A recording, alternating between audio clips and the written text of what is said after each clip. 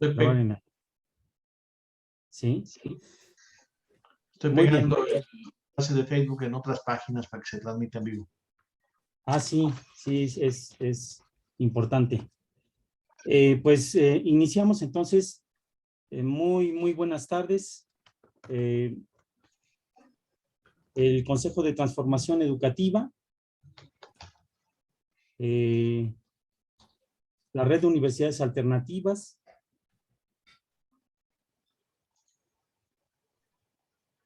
el conversatorio, el quehacer de la Universidad del Siglo XXI, el conversatorio de educación ambiental de la UACM, agradecen que estén con nosotros en esta sexta conferencia que organiza el Consejo de Transformación Educativa a partir de la pandemia, desde hace ya casi un año y medio. Viene el Consejo de Transformación Educativa organizando conferencias, mesas redondas, conversatorios, y este es la sexta conferencia, titulada 2 de octubre a 53 años. Nuestro conferencista, el doctor Carlos Razo Horta, es nuestro invitado de honor esta vez. Pues vamos a estar tenemos tiempo casi de 2 horas, de aquí a las 3 de la tarde. Pues bueno, el movimiento estudiantil del 2 de octubre de 1968 en México resultó duramente reprimido, y es que los gobiernos del México revolucionario ya habían virado hacia la dictadura priista que nos mantuvo por más de 80 años cautivos en la exclusión, en el abandono y en la explotación. El México de 1968 reflejaba un movimiento mundial de jóvenes que exigía un cambio de pensamiento en medio de una guerra imperialista sangrienta, la guerra de Vietnam entre 1955 y 1975, de una revolución latinoamericana reciente, la Revolución Cubana, iniciada en 1953 con el asalto al cuartel Moncada, y digamos que triunfante el 1 de enero de 1959.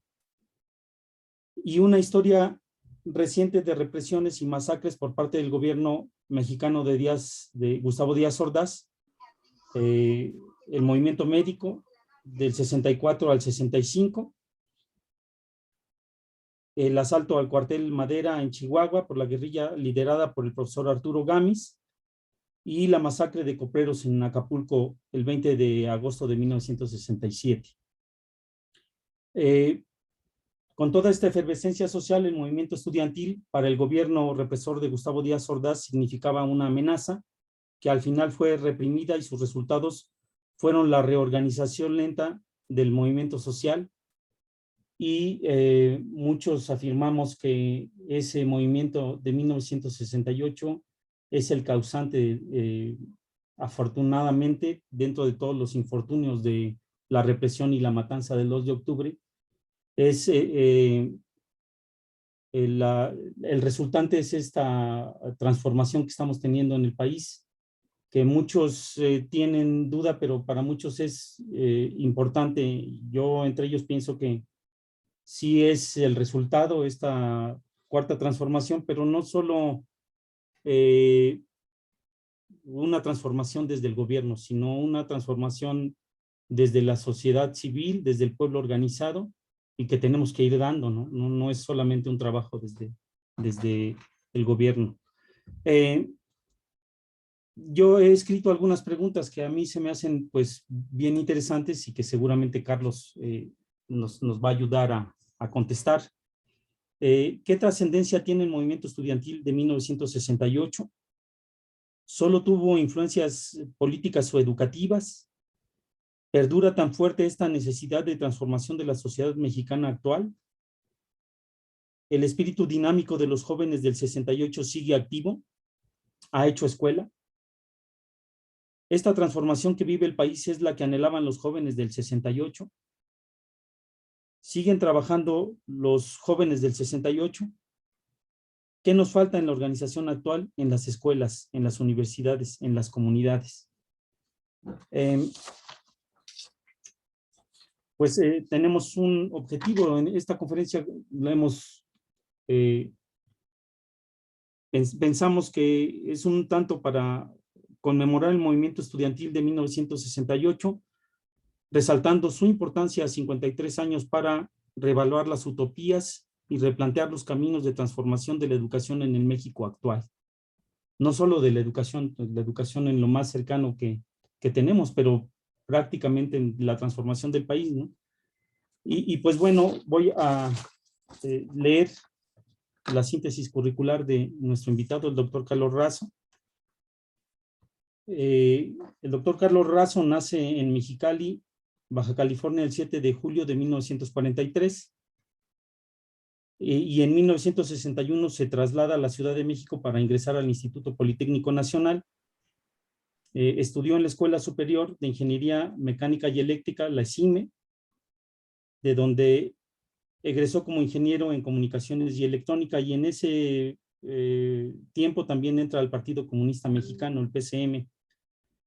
Fue dirigente estudiantil en el Instituto Politécnico Nacional y delegado del 9º Congreso de la Unión Internacional de Estudiantes en Ulan Bator, Mongolia, en marzo de 1967.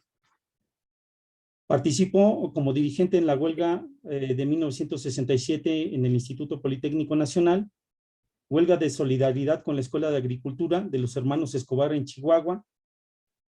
También es participante de la marcha por la Ruta de la Independencia que pedía la libertad de los presos políticos en Michoacán, tales como Efrén Capiz.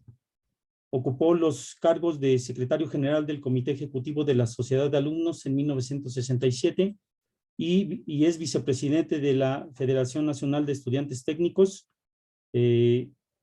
pero un tanto desde la oposición, desde el Partido Comunista Mexicano. En 1968 participa en el movimiento estudiantil desde el Centro de Investigaciones y Estudios Avanzados del IPN, el CINVESTAP, donde estudiaba la maestría en física.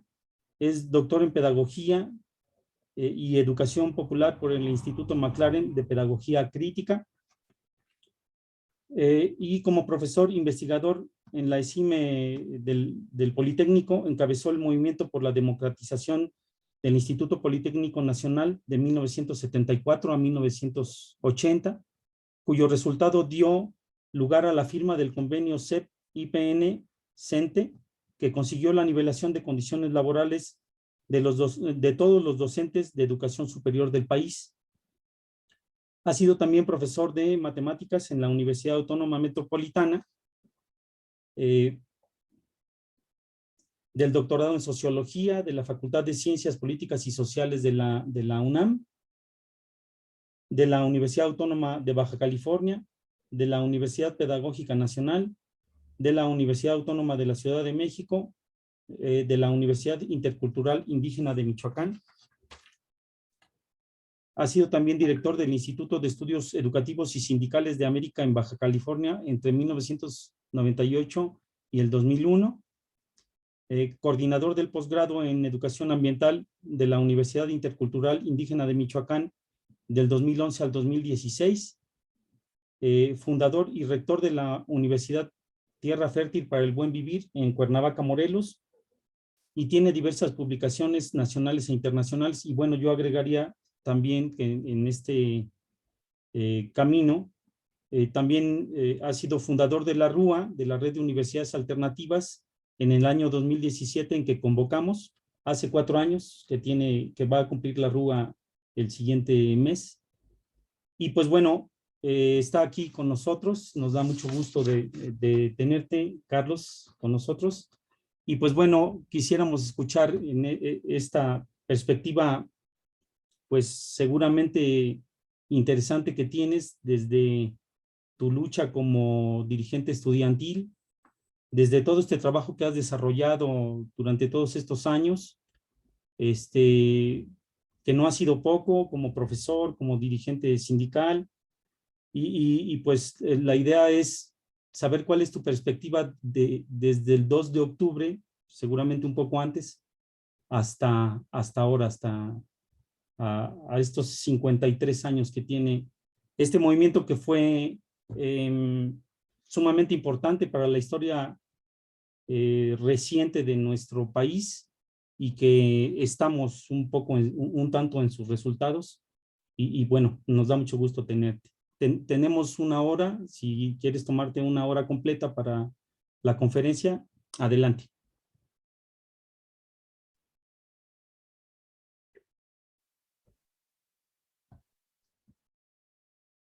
Muchas gracias, querido Víctor. La verdad me deja muy sorprendido tu amable presentación, porque da la impresión cuando desarrolle lo que está planeado, las demás personas van a decir, es que Víctor y Carlos se pasaron todo el jueves planeando esta reunión. Todas las preguntas que hiciste hace un rato forman parte de mi idea acerca de lo que es este diálogo, esta conversación, este día. Y me sorprende mucho porque históricamente es como se van transmitiendo generación tras generación los ideales de la humanidad. Víctor no fue, por su edad, el que anduvo en las calles corriendo con pinturas y periódicos y todo eso, pero como si lo hubiera sido, ¿no? Sus reflexiones, no sé si pues ahí andaba Víctor, no lo vi, pero ahí andaba seguramente, ¿no? Entonces, evocar esa situación, mi querido Víctor, sobre todo por la amistad que nos une desde hace ya muchos años, me da una gran alegría. También, debo decirlo, me da una gran alegría ver a los compañeros que están participando en esta reunión, Marco, Edith, Brito, Rolando, todos los demás no los puedo mencionar todos, Mauro César, etcétera, no los puedo mencionar a todos, pero me da una gran alegría encontrarnos con ellos, ¿no? Después de tantas contingencias de los últimos 2 años, que nada tiene que ver con las contingencias de los últimos 50 años, que no son poca cosa porque pues tienen su peso, ¿no? Para el diálogo, para el encuentro de esta tarde,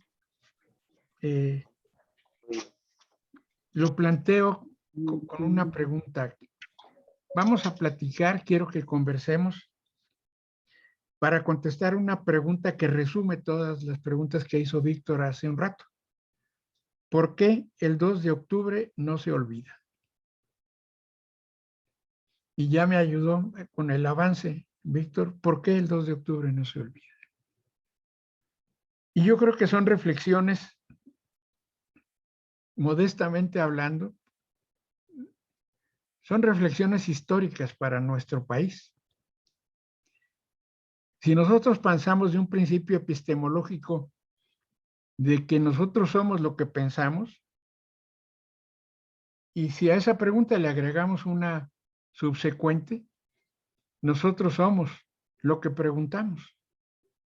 ¿Qué somos del 68? Pues lo que preguntamos del 68. Podemos interesarnos y preguntar, hacer preguntas acerca de las estadísticas. ¿Cuántas personas había el 2 de octubre en Tlatelolco? ¿Cuántos murieron? ¿Cuántos soldados? ¿Cuántas tanquetas? Está bien, eso es necesario saberlo. Pero hay otras cosas que necesitamos saber. Hay otras cosas que después de 50 años, para decirlo de nosotros, los que provenimos de esas fechas, ¿cómo nos ha llevado 50 años aprender a preguntar algunas cosas? Preguntas que no nos hacíamos totalmente en aquel tiempo. ¿Cuál es la diferencia? ¿Cuál es la herencia cultural, filosófica, histórica? ¿Por qué el 2 de octubre no se olvida? ¿Y por qué lo que se recuerda sigue siendo importante para todas aquellas personas que en el día de hoy, 2 de octubre del 2021, seguimos en la lucha? Porque seguimos buscando respuestas a esas preguntas Muchas de ellas ni siquiera las habíamos formulado exactamente, porque a los 18 años, a los 20 años, el horizonte que uno tiene no es muy amplio, pero necesita pasarse 50 años pensando para ir formulando las preguntas. Y algunas de las preguntas con las que podríamos comenzar sería, partiendo de la frase de Baltasar Gracián, el español del siglo XVII, si no me corrigen, me ayudan, por favor. Baltasar Gracián decía, no solo son los hechos, sino también las circunstancias. Y ante esta frase, entonces una de las preguntas que ahora yo tengo, bueno, ¿y cuáles eran las circunstancias de aquel tiempo? En el 68 íbamos empujados por un río y lo único que se le ocurría es nadar para salvar la vida. No se hacía preguntas de dónde viene el río, qué trae el río, qué bueno que llegue el río porque la agricultura, no. Se nos derrumbaba el mundo. La pregunta es cómo salvar la vida, ¿no? Y después, ¿a dónde va el río, no? Cosas de esas que podemos decir lo que son las circunstancias. ¿Cómo era México y los mexicanos en el siglo XX? ¿Cómo era México y los mexicanos en los años 60? Como que son preguntas que hacen necesario la contribución de muchas reflexiones. Y cada reflexión decir, lo que yo veo de este lugar es esto. Y que otro diga, lo que yo veo es esto. Y probablemente en algún momento podamos construir reflexiones más certeras acerca de lo que ocurrió en determinado momento. Algunas de las cosas que nosotros podemos decir cuando se habla de una generación a la otra, podemos primero entender que el siglo XX en el mundo fue el siglo de las revoluciones. Fue el siglo en que los desarrapados, los pobres de la tierra, nada más porque leyeron algún parrafito de Marx o Engels, dijeron los pobres podemos liberarnos. Uno de los grandes méritos de Marx le dio una categoría filosófica a la discusión acerca de la pobreza. Toda la vida de la humanidad hasta el siglo XX, más de la mitad de la humanidad en la miseria, en la pobreza, en el hambre, muriendo a consecuencias de enfermedades que ahora reconocemos de fácil curación, padeciendo más de la mitad de la humanidad, mucho más, los abusos, la brutalidad de los gobernantes.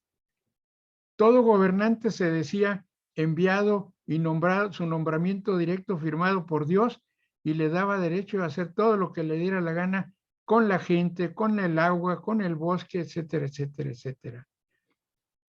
En general, de una manera muy simple, era el modo de pensar. Ese es el rey, pues hágase su voluntad. Pasaba el rey y todo el mundo se ponía de rodillas. Y que conste, eso no ha pasado de tiempo. Ahora, la actitud, la influencia, la presencia civilizatoria que los europeos reclaman para sí, sobre todo los españoles, que vinieron a civilizarnos, uno le puede contestar, no, ustedes vinieron a civilizarnos. La sífilis y las enfermedades fueron predominantes y ayudaron mucho al aniquilamiento de los pueblos indígenas, dueños, digamos, si se puede hablar de dueños de la naturaleza, si acaso, pues eso es de los indígenas, no de los europeos. Los abusos y los reyes con esas cosmovisiones que decían que ellos eran enviados de Dios, seres divinos, Y yo digo, pues a mí se me hace muy interesante leerlo porque está muy lejos.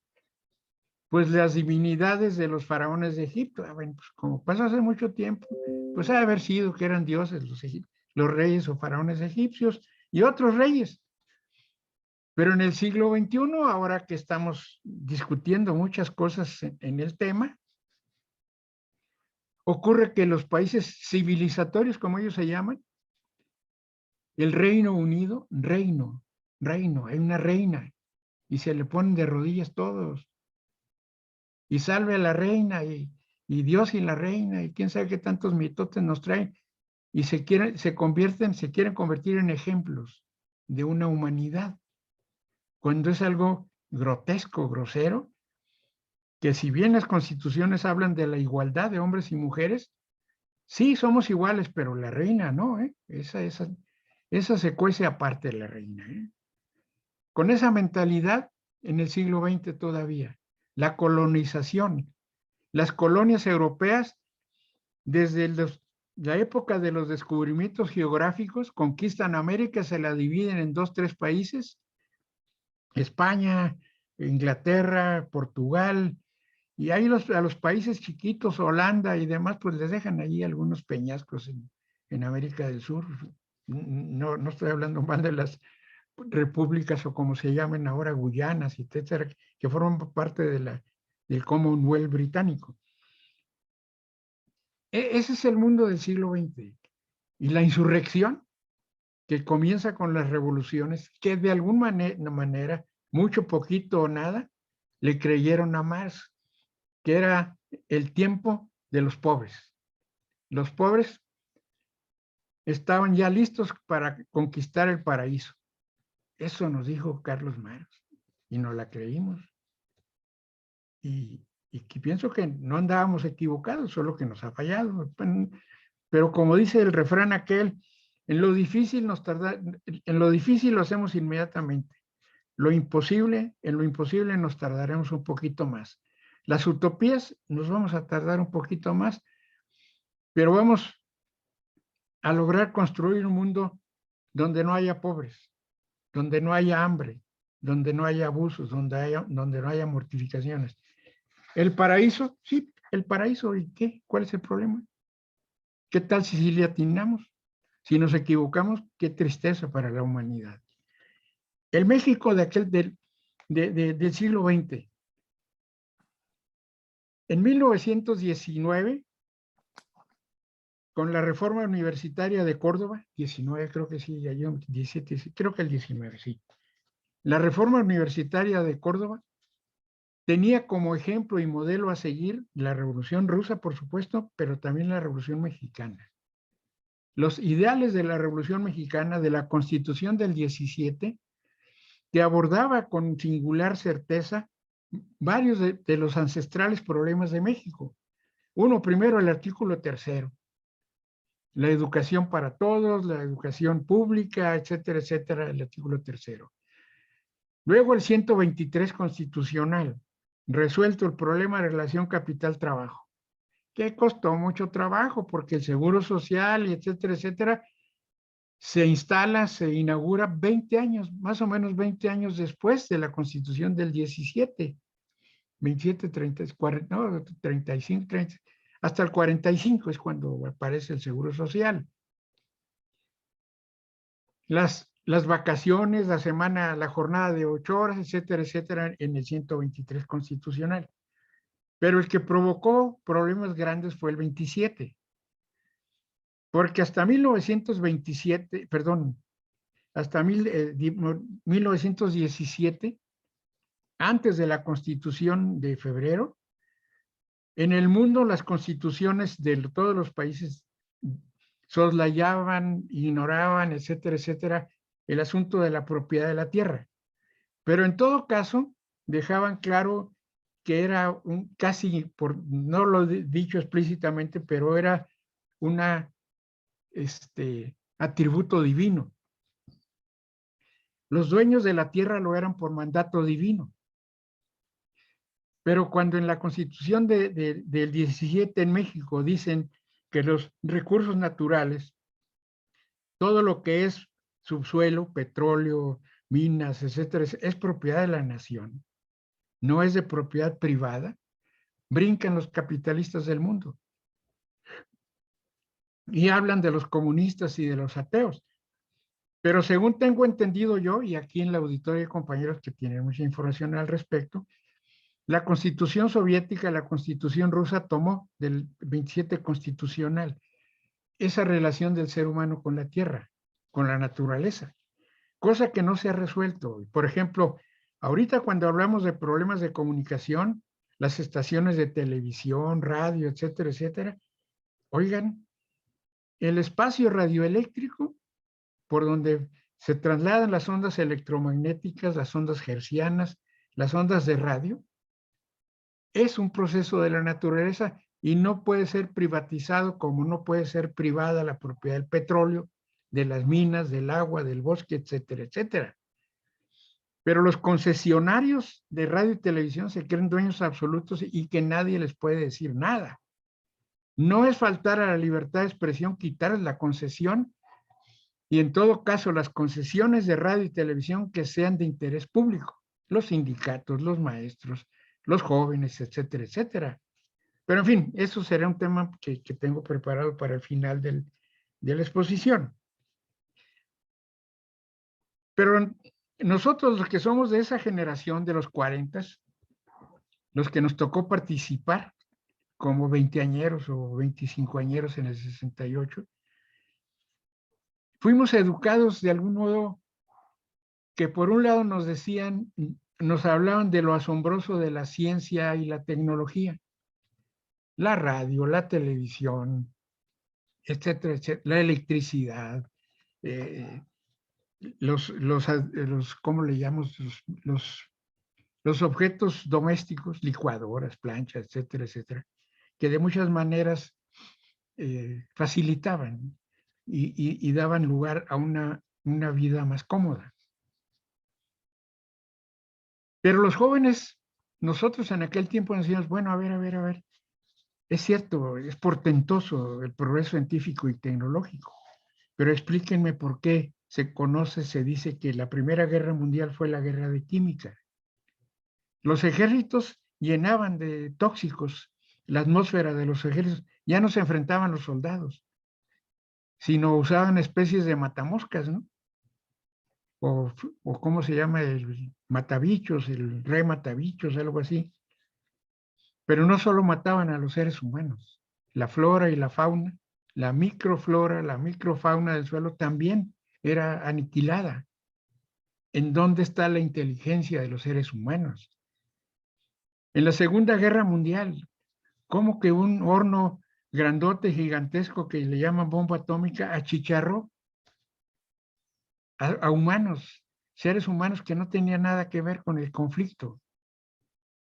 ¿En dónde está lo justo de la civilización que nos ofrecían? Pero además en México lo que decíamos, 50 años de la Revolución Mexicana, nos tocó los festejos de la Revolución Mexicana, pero hay más pobres que antes.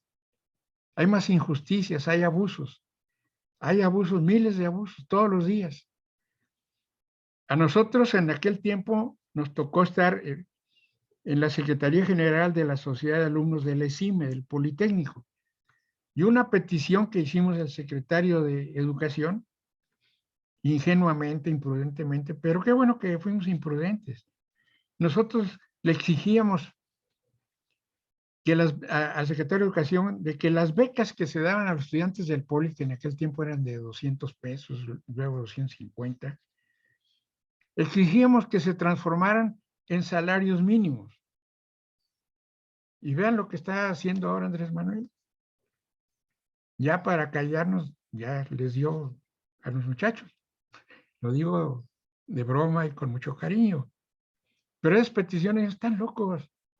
A mí no solamente me juzgaron así, sino me amenazaron. Déjate tarugadas y ponte a estudiar. Oye, pero ¿cómo vamos a estudiar si tenemos hambre, no? En fin, un régimen de injusticias y de abusos. Pero lo peor, lo más grave del asunto es que no se nos permitía manifestar nuestra inconformidad. ¿Cómo es posible que que una nación del siglo XX que se pregonaba por todos lados, el siglo XX, la maravilla de la humanidad. Qué maravilloso es llegar al siglo XX con todos los adelantos científicos y tecnológicos. ¿Y los avances humanos? ¿Dónde quedaron? ¿Dónde quedaron cuando decíamos en este momento hay millones de niños llorando de hambre, sin hospitales, que mueren porque no tienen medicinas para curar una diarrea? ¿De qué fiesta nos hablan? ¿De qué se ríen? Y era un estado de ánimo de todos los jóvenes. No mayoritariamente, porque los medios de publicación, radio, televisión, prensa, todo, estaban comprometidos a ensalzar y apoyar al gobierno. ¿Por qué no se olvida el 2 de octubre? Porque el 2 de octubre fue una posibilidad de reconstruir el espíritu de lucha de los jóvenes. Y ante la pregunta de Víctor hace un rato, eso es lo que sin que se den cuenta los poderosos se ha ido fortaleciendo, el espíritu de lucha de los jóvenes. Y eso es lo que pasó en el 18. Los jóvenes expresaron su rechazo y su repudio a los que toda la vida nos pusieron la pata en el pescuezo, priistas, panistas, los auténticos de la Revolución Mexicana, y hasta en su tiempo los de izquierda como el PPS y Lombardo Toledano, que siempre estaba presto a apoyar al presidente. Esa izquierda domesticada de Lombardo Toledano que aplaude la asunción de Miguel Alemán como presidente, y en la toma de posición de Miguel Alemán aplaude, se para, aplaude y dice que es el cachorro de la revolución, el producto más acabado. Terminó la etapa, la época de gobierno de los militares, que gobernaban con mano dura, y comenzaba el gobierno de los universitarios, porque así le decían. Claro que hay de todos los universitarios, como hay politécnicos y de todo hay, pero en fin, una fiesta y una exaltación al gobierno de Miguel Alemán, que bueno, antes era el campeón de la corrupción en México, pero ya llegaron otros que lo destronaron, ¿no? Así que ya no se puede, la familia de Miguel Alemán ya no se pueden sentir orgullosos, menos el que anda prófugo huyendo porque debe impuestos de Interjet o de Volaris, no sé qué empresa de esas. Era una situación que como estudiantes veíamos y recogíamos con mucho dolor las resistencias, las rebeliones del pueblo. La marcha del hambre, así finalmente quedó. Las esposas, las familias de los mineros de Nueva Rosita a Coahuila, en caminata desde Nueva Rosita a la Ciudad de México, gritando su hambre. Gritando su hambre. Qué cosa tan vergonzosa. Imagínense a nivel de la familia, que en una familia los hijos salgan con los vecinos a pedir comida. Qué indignidad, ¿no? ¿De qué festejan los gobiernos mexicanos si en este país para pedir algo que está dentro de la Constitución significa represión, violencia y hasta muerte? No puedes manifestar tu inconformidad porque te reprimen. Tuve yo la suerte, el honor, diría yo, de que un compañero de trabajo, cuando yo trabajaba en la Secretaría de Industria y Comercio por aquellos tiempos lejanos, era un general, perdón, un ex general, un general retirado. Y él se quejaba de que la Defensa Nacional no le reconocía su rango, era sargento, no siquiera era un funcionario. Pues yo creo que por eso no le reconocían. Pero él participó en las tropas que reprimieron a los trabajadores de Río Blanco en Veracruz, y que llegó un momento cuando estaban ahí todas las familias, los trabajadores, frente a las fábricas protestando. En este caso decía que era frente a las tiendas de raya, la población. Y el mayor, el capitán, dio la orden de disparar a los soldados. Y uno de los soldados se le enfrenta al mayor, al coronel, y le dice: señor, pero ¿cómo les vamos a disparar a esa pobre gente? Sí, vamos a dispararles, pero con pan. Y ese general, que pues no le reconocieron su triunfo, lloraba cuando recordaba eso. Él tendría 14 años, o 13, como parte de la leva que el ejército, como el ejército levantaba la tropa. Pero ese es el abuso. Y la marcha del hambre le pusieron. Después, Ruiz Cortines reprime los ferrocarrileros. O sea, el derecho de huelga, los derechos de mujeres, nada. El sindicalismo charro, el gobierno puso a los dirigentes, así que Vallejo, Valentín, Campa y todos los demás a la cárcel. Y ahí se pasaron una buena temporada. El presidente López Mateos anunció una gira por América del Sur, y en aquel tiempo se decía que era una gran hazaña que el presidente mexicano hiciera una gira fuera de su país sin el permiso de los Estados Unidos. Y digo esto porque eso cuenta, es el estado de ánimo de la Guerra Fría que se estaba viviendo. Pero David Alfaro Siqueiros, él tenía contratos y obras allá en Chile, viajaba hacia América del Sur, pero en una de sus giras él optó por hacer escala en los países donde iba que iba a visitar López Mateos, el presidente López Mateos, y entre otras cosas decía que López Mateos era un agente yanqui empleado de los imperialistas a las órdenes, etc. Bueno, pues, tenía sus razones, algunas que yo sigo creyendo que eran válidas, pero en uso de su libertad de expresión él puede decir lo que quiera donde quiera. Pues nada, que en uno de sus regresos a México lo toman preso y lo meten a la cárcel. ¿Por qué razón? Pues que la disolución social. No respeta al presidente y lo metieron a la cárcel algunos años a Davidcito. Ahí lo tuvieron. ¿Pero con qué derecho? Eso es un abuso de poder, una grosería. Y a nosotros como jóvenes eso nos indignaba. Toda la gran cantidad de avisos. Luego en el 64, la huelga de los médicos residentes, salarios de hambres universitarios que ocupaban y comprometieron su vida para la salud y el bienestar de los humanos, no tenían derecho a tener un ingreso, un salario, ni siquiera mínimo les daban. Los trataban como limosneros. Y una serie de abusos, el robo en medicinas, todo eso desatado. Pero a la hora de ver las condiciones de vida de los seres humanos, eran duros y feroces. La represión a la huelga de 1965, me parece, no me acuerdo bien, en la Universidad Nicolaita de San Miguel de Allende, en Morelia, cuando el rector era el doctor Elide Gortari.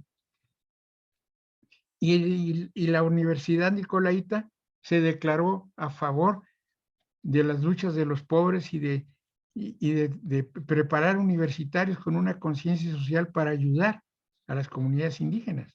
Oh, gran pecado.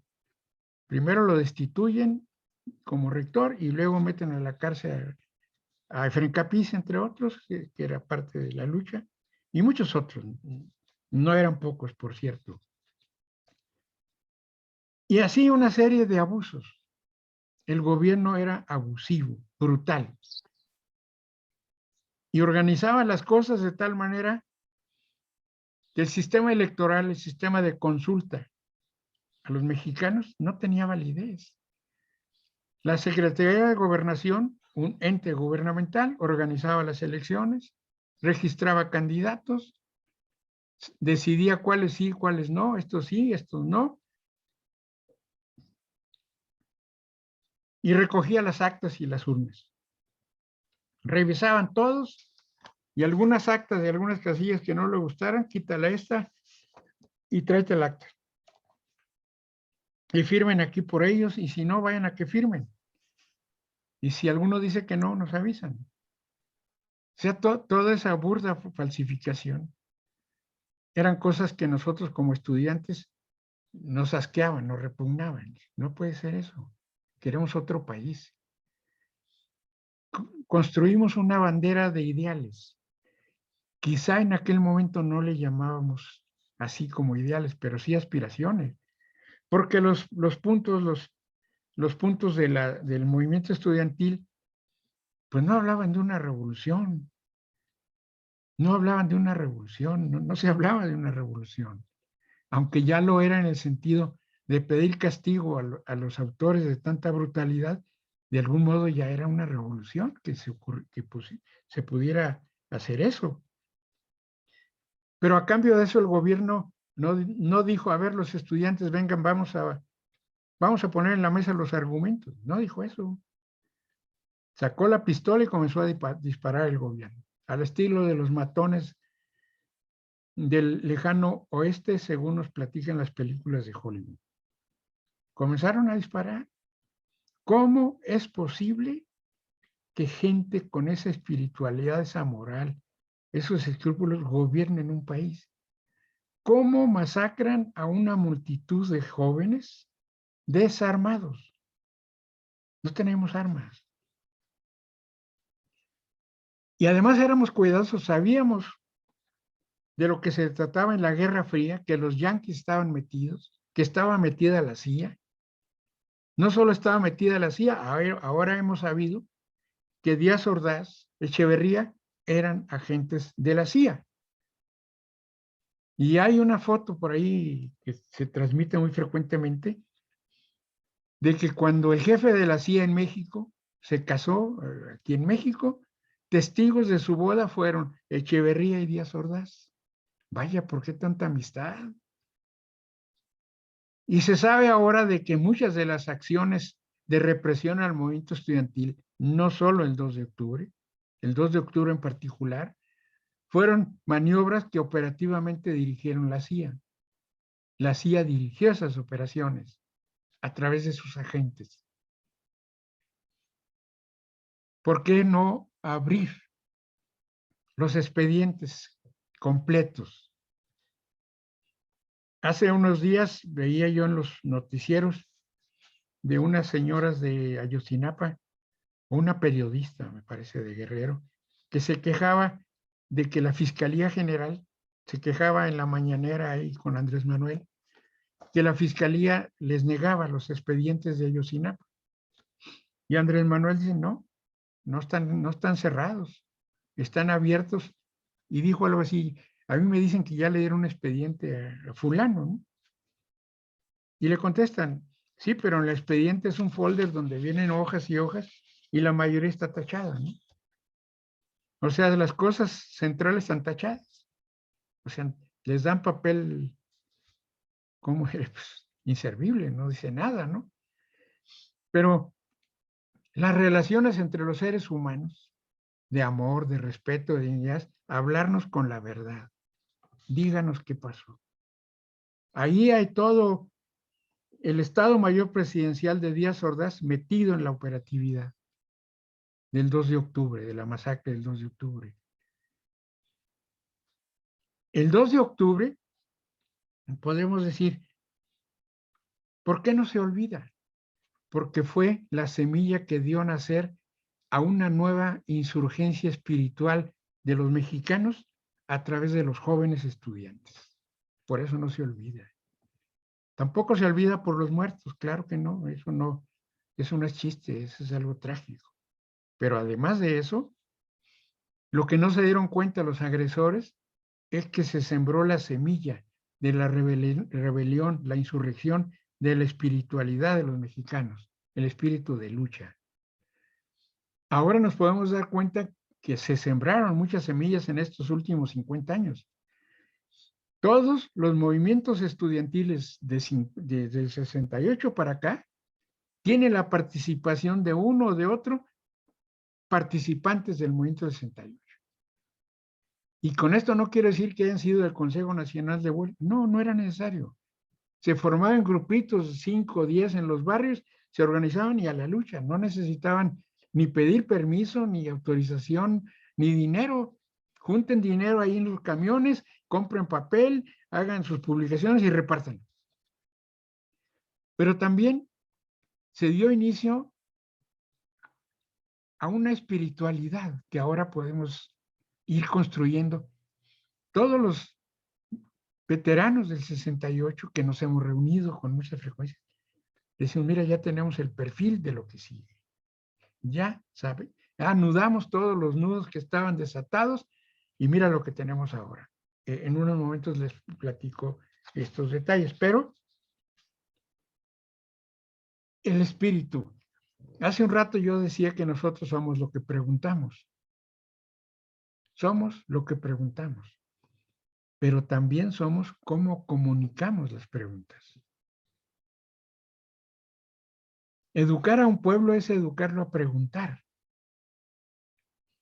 Organizar un pueblo para la rebelión y la lucha con la cuarta transformación, quinta transformación, la que quieran, es construir esa cultura de la duda. Nosotros queremos formar muchachos que duden de Newton, de Einstein, que duden de la ciencia, que duden de la tecnología y construyan sus proyectos de vida buscando las respuestas. Einstein, ¿cuál fue la contribución revolucionaria de Einstein? Pues dudó de Newton. ¿Y cómo te atreves, científico greñudo, que no te peinas, a dudar del tal Newton? Pues dirán lo que quieran, pero aquí está la teoría de la relatividad, abreviando el caso. Nosotros, la humanidad, el espíritu humano, progresa porque hay hombres y mujeres que dudan. Y recordando los versos de Bertolt Brecht, hay los versos, no me acuerdo el nombre del verso, pero ahorita me acuerdo. Una parte de estos versos donde Bertolt Brecht dice, ¿de qué le sirve dudar a quien no puede decidirse? El movimiento de 68, su gran mérito, por lo que no se olvida, es que nos enseñó a preguntar y a reflexionar. Toda la capacidad reflexiva, vean la coincidencia ahorita cómo comenzamos a platicar con Víctor. Las reflexiones son parecidas porque andamos en los mismos caminos. Nos detenemos a observar a los niños en un pueblito allá alejado de la televisión y de la Coca-Cola y de las Sabritas, platicar con ellos. Aprendemos a preguntarle a los ancianos en los pueblos qué piensa del macrouniverso. No le decimos, fíjese que Stephen Hawking dice tal cosa. No, decimos, él nos va a decir por qué está el sol y las estrellas y nos tiene sus historias. Qué hermoso escucharlos. Y probablemente nos diga, a mí se me hace que el telescopio Hubble como que anda equivocado, no es por ahí donde debe ser. La curiosidad. Esa fue una de las semillas del movimiento del 68, que no la mataron el 2 de octubre. La curiosidad de los jóvenes. Y si no, vean las redes, llenos de preguntas, de observaciones, de reclamos, de preguntas, ¿quién soy? ¿Para qué estoy aquí? ¿Qué es México? ¿Qué es el gobierno? ¿Qué es el presidente? ¿Qué es la universidad? ¿Acaso las universidades deben ser los refugios de los ladrones de cuello académico? Si uno que vivió en las universidades se da cuenta, las universidades en general está llena de pandillas de pícaros, bribones, que se apoderan de la rectoría si no la sueltan. Roban y roban y roban y levantan su grado académico y dicen que tienen derecho, que se las deben porque ellos son doctores y quién sabe qué. Ese espíritu es el que el movimiento estudiantil comenzó a dudar. Y una de las cosas en comunicación que decía, en los 60s, en algunas de las cosas a mí me tocó tener algún profesor en Lezima, mis queridos profesores de Lezima, que si no iba a clase de corbata no me dejaban entrar a clase. Pues eran ingenieros que trabajaban en Televisa y en las empresas. Y usted tiene que prepararse para ir bien presentado al trabajo. Si no trae corbata, no entra. ¿Y la corbata en qué me ayuda para aprender, maestro? Usted trae corbata, no entra. Cosas tan tontas como esas. Pero el lenguaje, después de eso ya, hablarle de tú al maestro no era un pecado. ¿Por qué? Porque en el 68 estaban maestros y estudiantes, en muchos casos, no todos, por cierto, no como quisiéramos, pero se rompieron esas barreras de la comunicación. Se rompieron barreras muy importantes, según yo, ustedes ayúdenme a reflexionar. Antes del 68, cuando había un clásico de fútbol americano, Poli Universidad, yo recuerdo, yo nunca fui a uno de esos eventos, pero los compañeros decían que si perdía el Poli, creo que era así, si perdía el Poli tenía que quitarse las camisetas, ¿cómo le llaman? Los suéteres, guinda y blanco, esconderlos porque los golpeaban. Pero si perdía la universidad, pasaba lo mismo para la universidad. La animadversión tonta, brutal, ahí estaba. Politécnicos por un lado y pues ¿dónde la diferencia? Tan fregados unos como los otros. Bueno, dicen que en la universidad no tanto, pero no, yo he conocido universitarios con hambre. Entonces,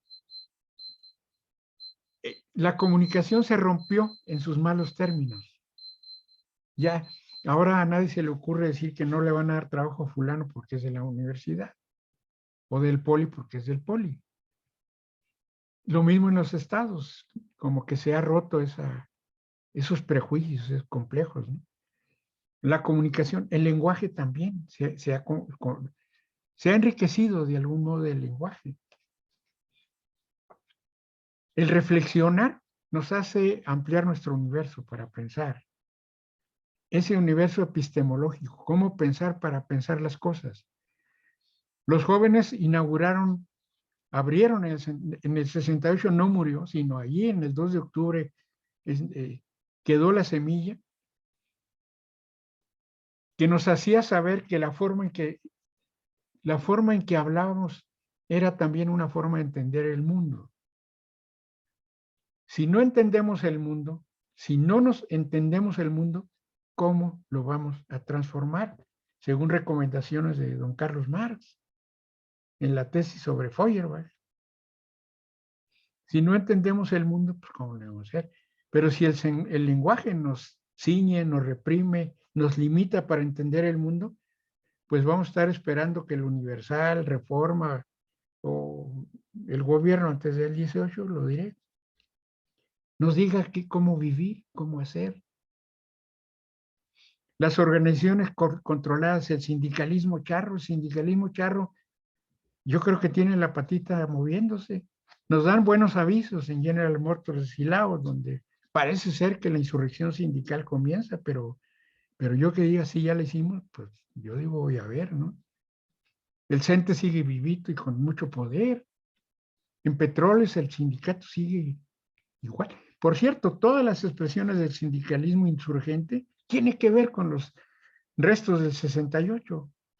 En Pemex, en Comisión Federal de Electricidad, en todos lados están los egresados del 68, le diré de ese modo, combatiendo. Hay muchos que ya se cansaron, que se rindieron, se fueron. Y hay otros que ya se murieron. La edad, pues, esa ley no está fácil de sobornar a alguien para evadir esa ley. Pero ¿por qué no se olvida el 2 de octubre? Porque el 2 de octubre dio nacimiento a toda una espiritualidad insurreccional del espíritu humano y de los mexicanos. Eso es lo que ha pasado. Y como tenemos tareas pendientes, pues tenemos mucho trabajo que hacer. Las utopías. Unos 10 minutos más, por favor, para completar la hora de Víctor. las utopías. Tiene que ver que algo que nosotros planteamos en el 67 cuando éramos dirigentes en la Sociedad de Alumnos del ESIME. Nosotros decíamos, pedimos primero la desaparición de todos los ejércitos del mundo. No debe haber ejércitos en el mundo, y menos ejércitos fuera de sus países. No puede haber ejércitos. Segundo, no puede haber arsenales militares, y menos arsenales nucleares o de los tóxicos, los químicos, de la guerra bacteriológica que existen ahora. Todo esto. La bandera de los jóvenes de entonces, y seguro que si nos ponemos de acuerdo será de los jóvenes de ahora, desaparición de todos los ejércitos. No puede haber hombres armados con una pistola que sirve para matar a otro ser humano. Los jóvenes de aquel tiempo, y los que por esa razón seguimos siendo jóvenes ahora, pedimos la destrucción de todos los arsenales militares del mundo. Todos los arsenales militares del mundo. Tercero, los ideales. No debe haber hambre en el mundo. No puede ser que nazca un ser humano que tenga su vida marcada por el hambre, el dolor, la mortificación, las enfermedades y su no desarrollo humano por medio del trabajo, pero el trabajo que no sea explotado. Esas son algunas de las banderas. Educación para todos, pero no la educación para obedecer, para formar parte de las, ¿cómo le llaman? De las manadas de borregos, sino formar a los espíritus rebeldes, de los hombres y las mujeres, niños y niñas, como algunas veces nos ha tocado. Seguramente cuando veo al niño de Víctor ahí entrando y saliendo a pantalla, me imagino los diálogos de él con su hijo. Papá, ¿por qué esto? Papá, ¿por qué el otro? No, papá, eso no es así, papá. Ese espíritu infantil no debe morir, lo debemos extender. Vamos a hacer propaganda, ¿cómo le llaman? La propaganda rebelde. Vamos a insurreccionar la espiritualidad humana. Eso nos toca a los del 68, a los que estuvimos allá y los que están ahora. La insurrección de la espiritualidad humana, la revolución de la espiritualidad humana como herederos de las luchas de los jóvenes de los 60s, no solo de los mexicanos, de los guatemaltecos, de los peruanos, de los argentinos, japoneses. El espíritu juvenil se hermana. Para mí una de las impresiones más fuertes fue en la asistencia a ese congreso, el 9º Congreso de la Unión Internacional de Estudiantes, donde había salones donde los estudiantes, por ejemplo, de Singapur, pasaban videos cómo se organizaban los estudiantes en Japón. Los estudiantes en Japón en aquellos tiempos tenían batallones, conformados con, entre otras cosas, escudos que le habían quitado los policías, garrotes y todo lo demás. Y cuando iban las manifestaciones estudiantiles, aparecía una fila de policías represores, inmediatamente enfrente se ponían esos batallones de jóvenes de lucha. Y ellos son los que se enfrentaban y rompían las filas de la policía. ¿Cómo van a comparar a un muchacho de 18 o 20 años con un policía de 40? Pues corrían los policías, huían. Los estudiantes del Congo y de otros países de África que nos enseñaban las llagas que todavía tenían por las cadenas que les ponían en los brazos y en los pies, en los tobillos. Cuando uno ve eso y dice, no, ¿por qué? ¿Por qué nos sentimos derrotados? Si el espíritu de lucha está. Lo que tenemos que hacer es incrementar, valorar el espíritu de lucha. Esa es la tarea. ¿Qué es lo que tenemos que hacer? Y era la pregunta final. ¿Qué nos falta por hacer? Educar el espíritu de lucha. Educar el espíritu de lucha en la ciencia, no solo en la política, Hay gente que no tiene vocación para la política. No, bueno, pero lo necesitamos en nuevas maneras de enseñar matemáticas. ¿Por qué no uno de nuestros ideales, más bien así lo planteamos, que México sea el país de los matemáticos? Todo el mundo sabe matemáticas. Y no te encuentras a alguien que diga, ay, no, yo mi coco son las matemáticas y no quiero saber nada de matemáticas. No, un mexicano no puede decir eso. Todos aprendieron matemáticas, porque los métodos, la didáctica, los maestros, etcétera, formaron excelentes matemáticos, físicos, químicos, biólogos, maestros. Proponernos objetivos que nos lleven al buen vivir y la felicidad. Para construir este concepto de buen vivir y la felicidad, una de las primeras tareas es cómo construimos la libertad. ¿Qué quiere decir la libertad? Hay muchas expresiones acerca de ello. Todo el mundo tiene una idea acerca de la libertad. Y puede ser que la mayoría no estén equivocados, más o menos andemos por ahí cercanos. Pero ¿cómo le vamos a hacer? ¿Qué significa la libertad? ¿Qué significa la democracia? Nos llenamos la boca con el término democracia y nosotros les decimos cuando trabajamos con los maestros de educación básica, a mí no me cuenten, no me hablen de democracia cuando llego a una casa y la mesa está vacía de comida. Llega la tarde y no hay ni una tortilla, ni frijoles para comer. ¿De qué democracia me hablan? No me quieran ver la cara de tonto, aquí no hay democracia. Más de la mitad de los mexicanos tienen esa condición, tienen la mesa vacía, los platos vacíos, los niños famélicos y llorando porque les duele la cabeza porque tienen hambre. Pero sales a la esquina y ahí está el diputado, el gobernador, la democracia. Y vas a la iglesia el domingo y el cura te dice que, bueno, cálmate, espérate, en el más allá vas a estar en el paraíso, ¿no? Aguántate tantito, ¿no? Todo ese sistema de obstrucción, de dominio, el 68 puso las bases para construir una cultura de la reflexión, una cultura de los proyectos. Lo que necesitamos construir es una visión estratégica del futuro para el buen vivir y la felicidad.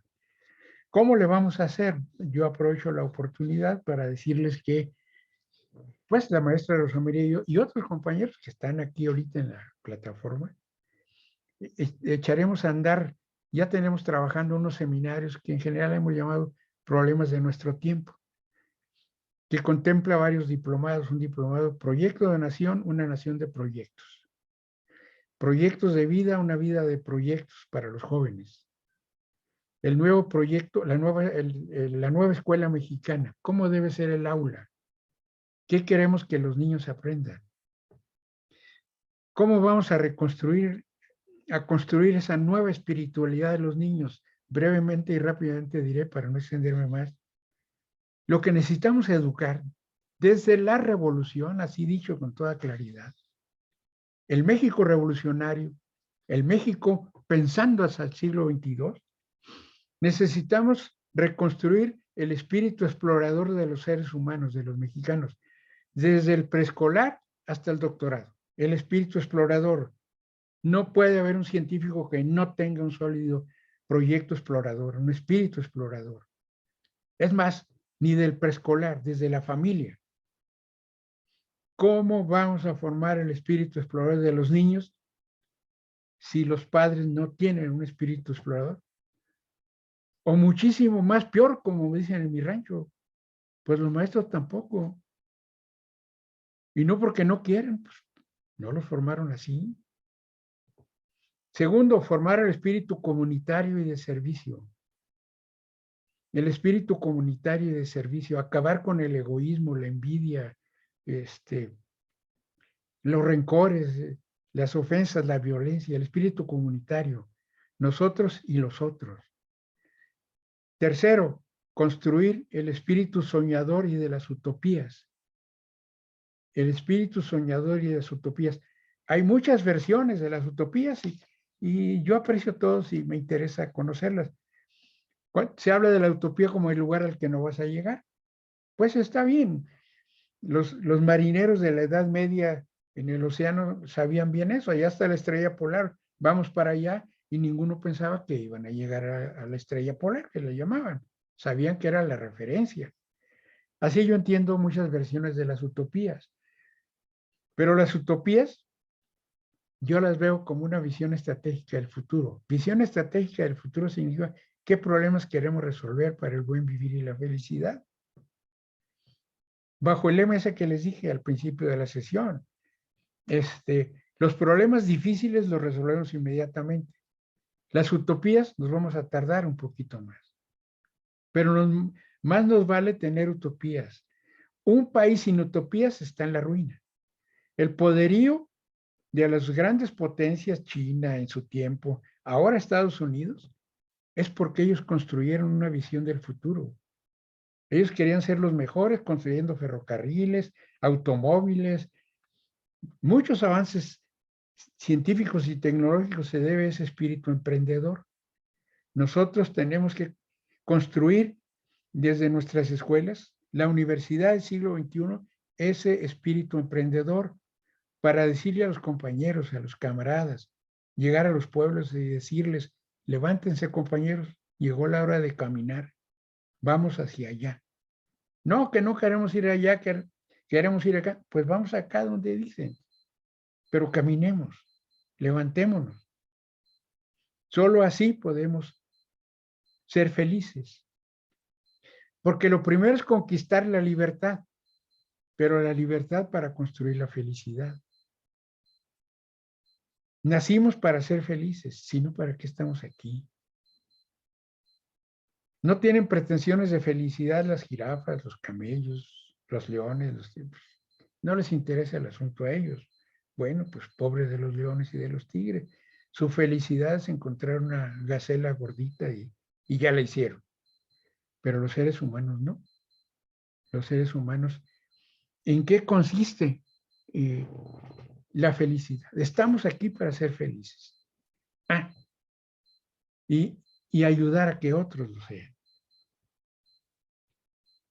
Esas son las semillas del 68 que 50 años después yo puedo recoger y decir, pues ese es el camino. Las nuevas tareas, las tareas de los jóvenes del 68 era protestar, rechazar, repudiar, denunciar al régimen opresor, brutal que nos gobernaba en aquel tiempo. Tardaditos, pero llegamos. Porque todo lo que está ocurriendo donde le busquen, hay personas que participaron en ese movimiento, o bien la mayoría que no participó en ese momento, pero toma esa referencia de esas luchas que siguen, toman las tareas que siguen. Y quería decirles, la maestra Rosa María y yo y otros compañeros que estamos aquí en esta plataforma, vamos a echar a andar estos seminarios por Zoom, que les llamamos problemas de nuestro tiempo, son problemas filosóficos, educativos, políticos, los problemas de las mujeres, los problemas de las familias, los problemas de la educación, de los maestros. Vamos a comenzar con 3 seminarios, 3 talleres en la semana. Ahorita pensamos lunes, miércoles y viernes. Todos los que están aquí, nosotros tenemos las maneras de comunicarnos con ustedes para hacer la invitación adecuada para que participen ayudándonos a darle riqueza a estos documentos, a estos materiales. Quizá en un año o 2 podamos hacer una publicación con muchos autores. Los que están participando en esta plataforma, muchos autores. Documentos materiales de 2 páginas, 3 páginas, o de 10 o de 15, o un libro de alguno de ustedes. Comunicarnos con la humanidad del siglo XXI y decirles, miren, el siglo XXI ya va caminando. Vamos a formular las preguntas que nos permitan la hoja de ruta hacia el siglo XXII. Ya lo que va a ocurrir en el siglo XXI lleva, como dicen los astrónomos, una trayectoria de colisión. A pesar de que un fenómeno astronómico va a ocurrir dentro de 100 años, lo percibes ahora, lo pronosticas ahora y no puedes hacer nada más que esperar a que te caigan. Nada que hagas puede resolver eso. ¿Cómo vamos a construir el siglo XXII? pondré por último un ejemplo de lo que estoy diciendo. Tarea del espíritu del 68, lo que no se olvida el 2 de octubre es ese espíritu juvenil. Eso es lo que no se olvida. Pero ahorita podemos aprovechar este entusiasmo. Miren, si nosotros dijéramos la visión del futuro de México consiste en que vamos a construir, al fin que ya se formó la Comisión del Espacio Exterior en México, vamos a construir naves y vamos a ganarle a los chinos o a los gringos. Chale, pues ahí sí que va a estar difícil. Hay que invertirle mucho dinero porque ellos le invirtieron mucho dinero desde hace mucho tiempo. No fueron a la esquina a la farmacia a comprar un plano para construir una nave espacial. Les llevó mucho tiempo. Pues ahí estamos en desventaja. Pero yo les propongo a los mexicanos, a ustedes, compañeros de lucha no convencionales, creativos no convencionales de la utopía, ¿por qué no, junto con estos seminarios que vamos a formar, un seminario de utopías? ¿Cuáles utopías? Miren, vamos a crear una NASA. Y me van a decir, pues no nos acabas de decir que no tenemos cómo entrarle a la NASA, pues. Bueno, una NASA epistemológica. Vamos a construir una NASA epistemológica, que nos permita navegar por ese universo de las neuronas del ser humano. ¿Por qué pensamos lo que pensamos? ¿A poco no tenemos maestros de primaria que allí está, ellos, los maestros de primaria, a ver, dime cómo piensa, ¿por qué ese niño te preguntó esto? No se te va a ocurrir castigarlo. ¿Por qué te preguntó eso este niño?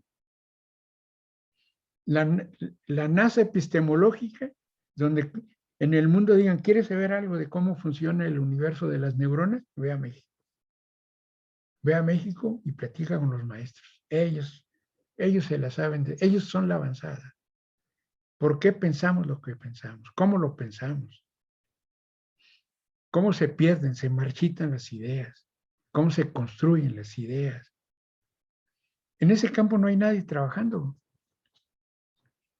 Ese espíritu emprendedor es la herencia del 68.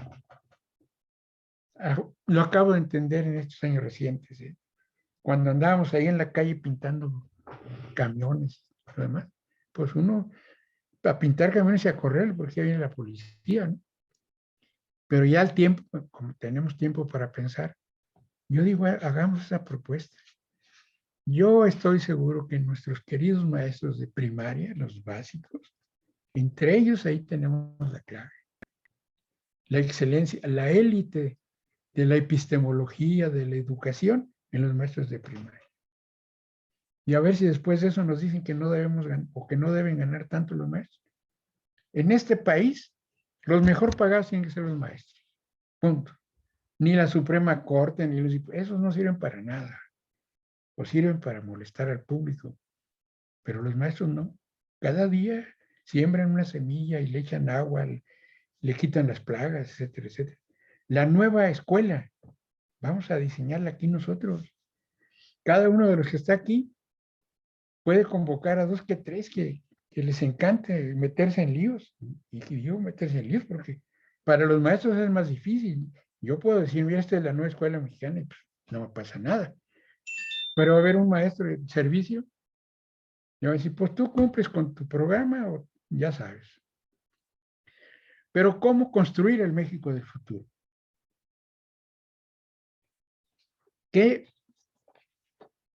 ¿Por qué el 2 de octubre no se olvida?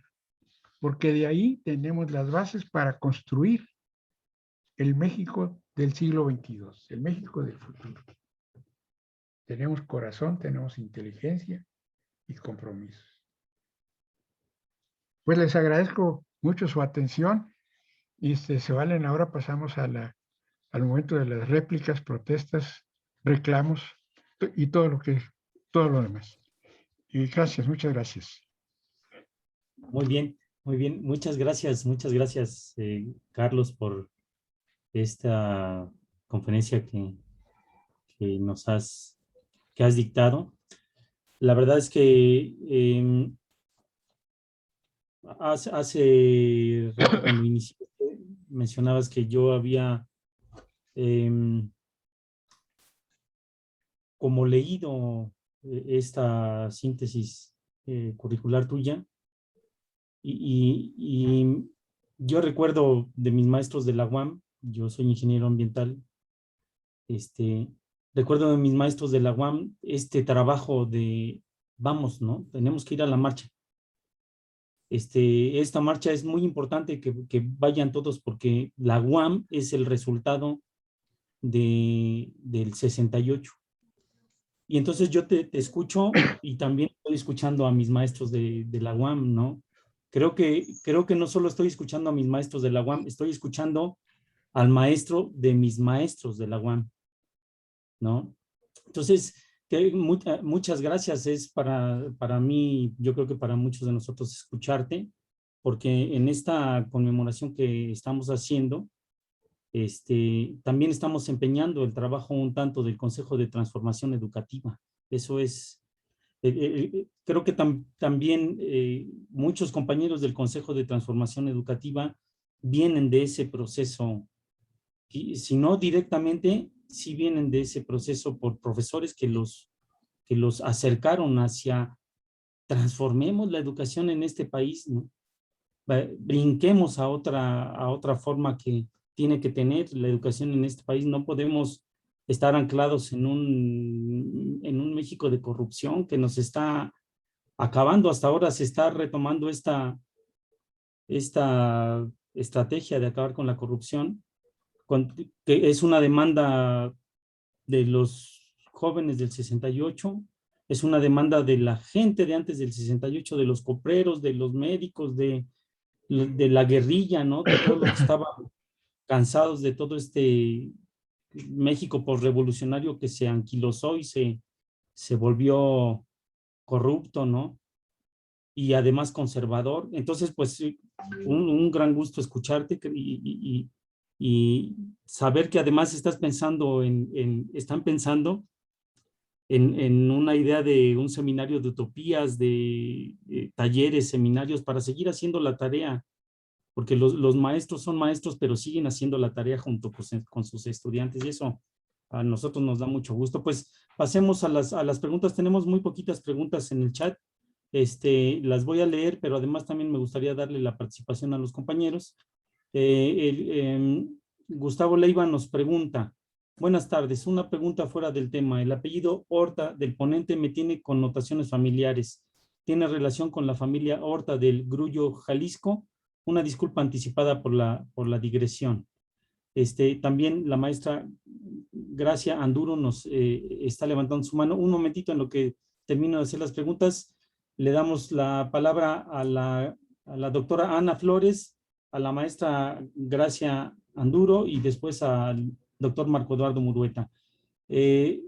Gustavo Leiva también nos dice: ¿cómo podemos seguir los seminarios que señaló? Problemas de nuestro tiempo. ¿Puede proporcionarnos un contacto ahora para seguirlo? Contestas estas primeras y vamos con la participación de la doctora Ana Flores, de la maestra Gracia Anduro y del doctor Marco Eduardo. Carlos, adelante.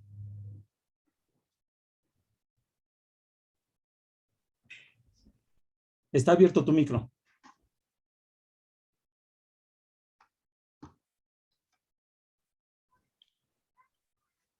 ¿De quién, perdón? Así te digo, está abierto tu micro. ¿Cómo se pueden seguir esos seminarios? Y si hay alguna relación de tu apellido con la familia Horta del Grullo, Jalisco. Ah, sí, cómo no. No estoy muy seguro porque se manejan dos apellidos, Horta con H y Horta sin H. Mi apellido original es Horta sin H, pero cuando terminé la primaria, la maestra, al estar haciendo los certificados, me dice: Horta se escribe con H, y me puso con H. Y a esa edad pues dije: está bien, soy con H, ¿no? Y ya llegué a la secundaria y todo, ya no pude cambiar, hasta cuando ya me iban a dar el título. Oye, pues este no eres tú. Y tuve que hacer un trámite ahí legal para que me hicieran el favor de poner la H, a pesar de que yo le decía, pero si la H es muda, ¿cuál es el problema? Pero no valió mi argumento brillante y me cambiaron. Así que, pero yo creo que ha de haber vínculos seguramente, ¿no? De algún modo, ¿no? Eso. Y la siguiente pregunta, ¿cómo participar? No sé cómo le haremos para que tengan, puedo darles mi correo electrónico y mi clave Zoom, para informarlos. Queremos que participen muchas personas. Aquí en el estado de Morelos estamos a punto de trabajar con el Congreso, llevando a cabo, por ejemplo, aquí hay un diplomado sobre el buen gobierno. Llegaron los nuevos gobernantes y algunos amigos, ¿y ahora qué hacemos? Pues, pues lo mismo que hace el PRI, digo, pues ¿qué? ¿Cuál posibilidad tienes? No, pues no tengo, pues entonces, o haces lo que hace el PRI y vamos a educar a los nuevos trabajadores al servicio del Estado. Educarlos en el espíritu de servicio. Pero si no quieres, pues va a hacer lo mismo, ¿no? Si sigue haciendo lo mismo. Entonces, tenemos todos esos seminarios abiertos y hay mucha gente que está trabajando en Michoacán, ¿no? En Michoacán. Solo que en Michoacán les diré, pues, tuvimos mala suerte, estuvimos trabajando con proyectos, propuestas para el candidato y todo. Mucho gusto, jaja, juarajuajua. Y ahora en el gobierno no queda ninguno de nuestros amigos. Y pues entonces, ¿qué pasó? Como que tienen especial cuidado en que si son de Morena no entran, ¿no? Me da esa impresión. O si no, nuestra querida maestra Gracia nos puede ilustrar al respecto, ¿no? Pero vamos a educar. Edúcalos o padécelos, dijo aquel, ¿no? Entonces vamos a educar a los servidores públicos, de tal manera que sea la gente más apreciada en una comunidad, no la gente que todo lo repudia y lo rechaza. Tenemos que educar esa nueva cultura y vamos a buscar ahorita a ver cómo pensamos la manera de establecer la comunicación. En principio, con cómo hacerles llegar mi teléfono para que esté abierta la comunicación. ¿Nos podrías apuntar ese teléfono aquí en el chat y todos lo podemos ver? Ah, sí. Mira, yo no sé cómo se hace eso, pero Rosa María, yo supongo que sí, si puede. Sí. ¿Qué tal si les pongo los datos de Andrés Manuel y pues les va a decir que no los conoce? Pero ahorita resolvemos eso. Muy bien, muy bien. Pues la doctora Ana Flores, si está por ahí, quisiera participar. Sí, aquí estás. Adelante, adelante, doctora. Pues yo quiero felicitar al ponente, dio una información, más que la información, porque muchas veces tenemos la información, la forma de irla hilando, le dio mucho sentido a la coherencia histórica de todo lo que es el movimiento de resistencia y de una nueva educación. Y pues yo soy hija de yo soy hija de una persona que estuvo en el 68. Tuvo mucha suerte porque el día del 68 se le ponchó una llanta, el 2 de octubre, y entonces ya no lo agarraron. Pero pues ahí estuvimos, de hecho como hijos yo iba muy chiquita a vender unas calcomanías y cosas así, andábamos en los mítines desde muy pequeña. Pues muchas felicidades al ponente y muchas gracias a todos. Muchas gracias, muchas gracias. Maestra Gracia, adelante. Hola, buen día. ¿Me escuchan? Buenos días. Sí. Buenos días. Primero, una disculpa por haber entrado un poquito tarde, pero algunos compromisos me impidieron ser muy puntual como le gusta que seamos al maestro Carlos Razo Horta, mi querido maestro. De verdad que para mí es emocionante verlo. Escuché la voz nada más de la maestra Rosa María y siempre mi corazón se llena de gozo cuando los escucho, cuando los veo. Ustedes saben ese vínculo tan especial que hay, los conozco de hace mucho tiempo. Entonces yo estoy emocionada. Estoy ahorita decían que los gobiernos que no quieren a los de Morena. Afortunadamente en Sonora tenemos a un gobernador emanado de Morena, y nos está dando la oportunidad a hombres y mujeres para que participemos en lo educativo. Yo siempre he creído en mi doctor Razo Horta y creo en mi doctora Rosa María, a quienes quiero mucho, y esto me da la posibilidad de reencontrarme, reincorporarme. Quiero continuar en estos seminarios, quiero estar presente en ellos para desde acá, desde Sonora, construir y participar en la medida de lo que podamos, empezar a construir una educación diferente, pensar que podemos hacer algo por los que vienen de abajo, por los que menos tienen. Ahorita que hacía el comentario del maestro Razo de que su apellido es Horta con H porque la maestra se le ocurrió, pues yo soy pan duro, pero pan duro se oía muy feo, así que ahora soy anduro. Tenemos algo allí en común. Y me siento muy orgullosa de que el maestro Razo nos llame maestros de élite a los maestros de educación primaria, a los maestros de la educación básica. Cuando lo dijo así, dije, es verdad, debemos sentirnos orgullosos de dónde venimos, a quienes hemos formado. Pues aquí estoy. Una vez más, les mando ese abrazo tan fuerte que no les puedo dar y que espero que pronto podamos hacerlo. Un abrazo a los dos.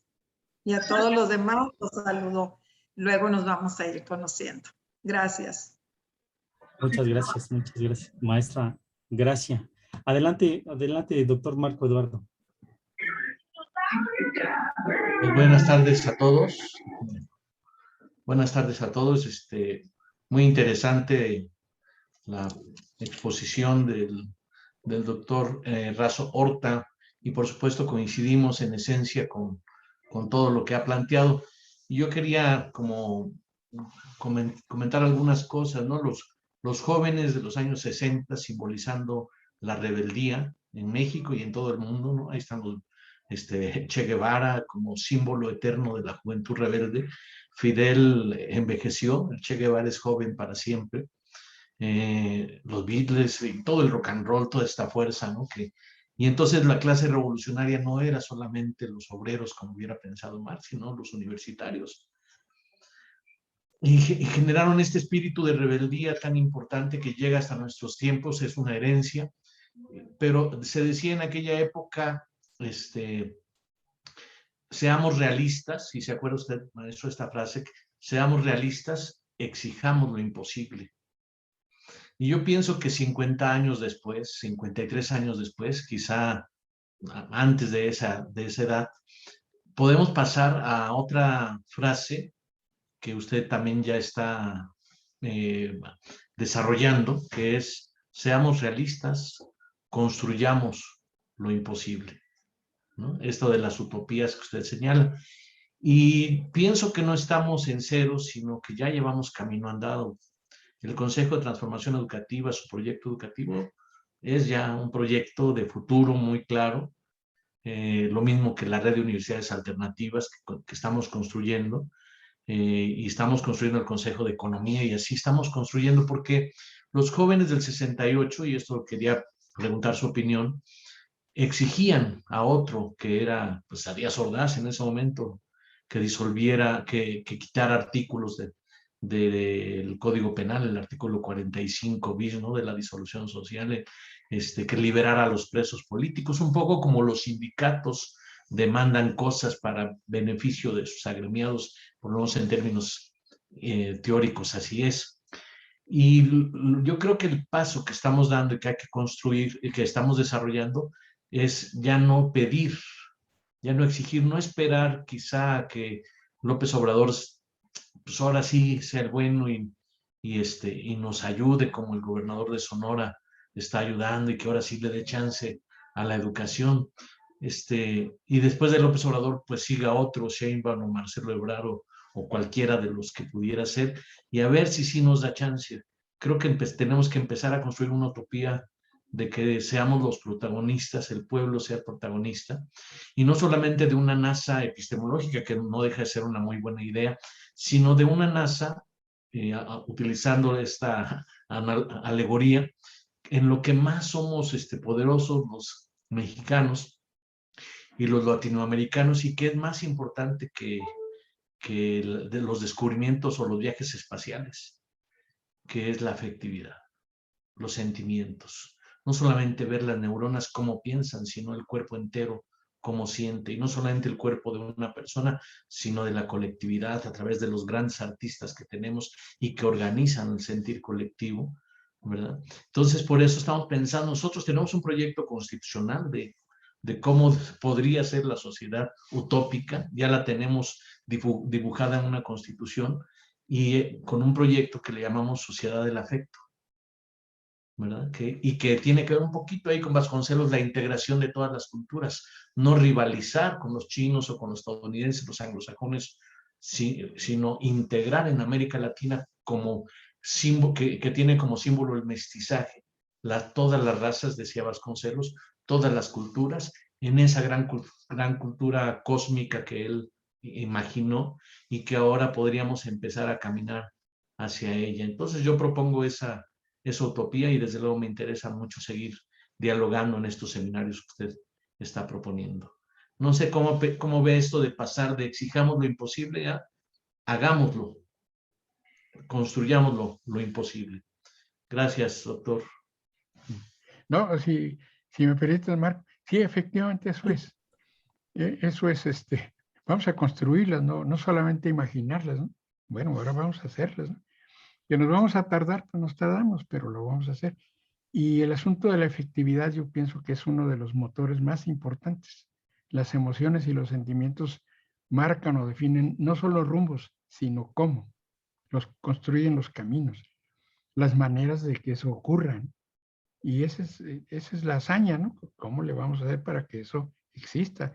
Así que comparto tu reflexión, Marco, y creo que podemos caminar juntos muchos kilómetros, ¿no? Quería decir que he estado pensando en estos días que probablemente no esté tan lejos, que probablemente no vaya más allá de 2024, que pudiéramos hacer una asamblea de autogobierno con asambleas locales, municipales, estatales. Sí, A lo mejor lo podemos hacer más pronto de lo que alguien hubiera pensado, pero pues depende mucho de la energía que podamos concentrar y la creatividad con la que podamos trabajar, ¿no? muy bien, pues vamos a comenzar a trabajar esa idea que pensarlo por lo menos. Gracias. Muchas gracias. Muy bien, muchas gracias. Excelentes propuestas que hay que trabajar, caminar y construir. El compañero del Frente Cultural Revolucionario tiene la palabra, por favor. Gracias. Soy Rolando Brito,